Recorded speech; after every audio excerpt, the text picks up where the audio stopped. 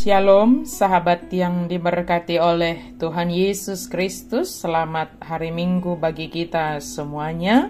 Marilah kita mempersiapkan hati dan pikiran kita untuk merenungkan firman Tuhan.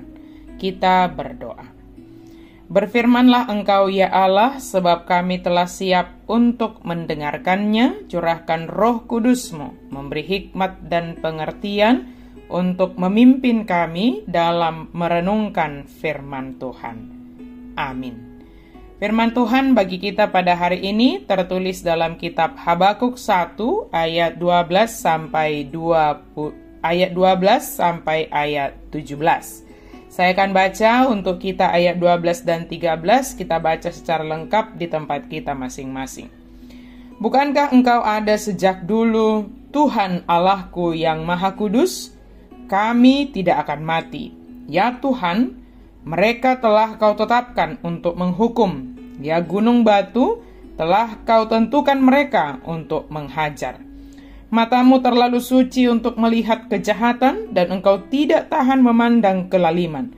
Mengapa Engkau memandangi saja orang-orang yang berbuat khianat itu, dan berdiam diri ketika orang fasik menelan orang yang lebih benar daripadanya? Tuhan Allah Maha Kudus dan Maha Tahu. Habakuk artinya menggenggam, memeluk, pelukan karena kasih Tuhan kepada umatnya. Habakuk sendiri bergumul kepada Tuhan tentang umat Israel yang sepertinya mereka tidak begitu peduli dengan hukum dan aturan yang ditetapkan Tuhan.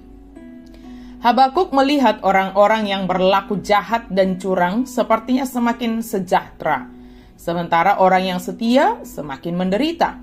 Habakuk berseru-seru kepada Tuhan, sampai berapa lama lagi Tuhan akan membiarkan semuanya itu terjadi?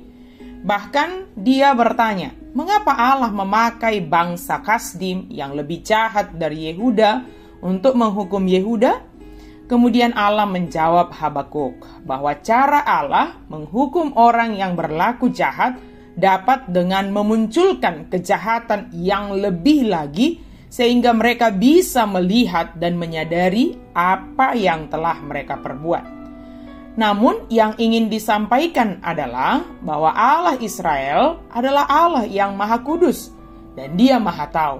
Tidak ada kejahatan yang tersembunyi di hadapan Tuhan. Kekudusan Tuhan dikatakan membuat Dia tidak tahan melihat kejahatan, melihat kelaliman umat itu.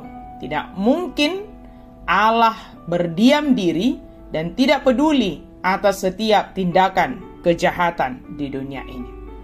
Sahabat yang diberkati Tuhan, tanggung jawab kita juga sebagai orang Kristen untuk bergumul mendoakan kepada Tuhan apa yang terjadi di tengah-tengah bangsa kita, masyarakat, gereja, dan bahkan keluarga kita.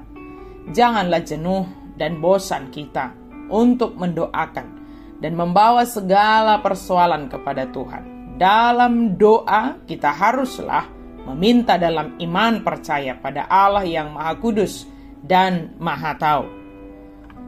Dia selalu bekerja dan melihat apa yang terjadi. Dia peduli dengan apa yang kita pergumulkan di dalam doa. Walaupun kita melihat bahwa kejahatan semakin meningkat dan semakin menular di tengah kehidupan sekarang ini.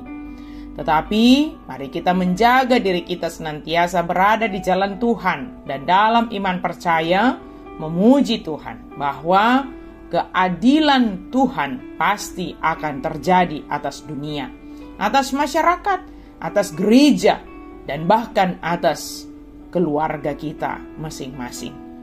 Hiduplah senantiasa dalam kekudusan Tuhan, sebab Dia telah menguduskan kita dan Dia mengetahui segalanya.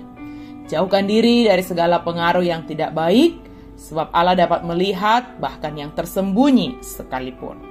Tuhan pasti memenangkan orang benar. Tidak akan sia-sia kesetiaan orang benar melakukan perintah dan hukum Tuhan dalam kebenaran dan keadilan. Mari kita melakukan perintah Tuhan dengan yakin. Jangan bimbang dan jangan mendua hati dalam melakukan perintah Tuhan.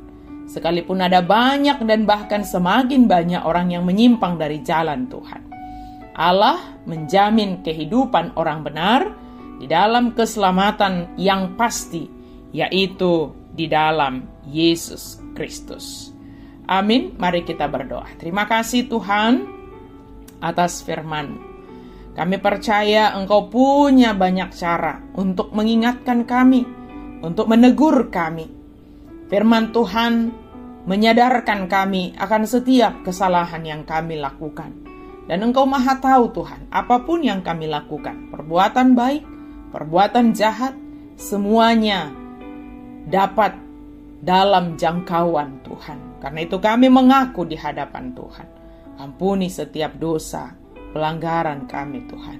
Kalaupun kami berbuat baik ya Tuhan, biarlah kami semakin merendahkan hati kami, bersuka cita sebab Engkau memakai kami melakukan kebaikan. Terima kasih Tuhan. Dalam nama Yesus kami berdoa dan bersyukur. Amin.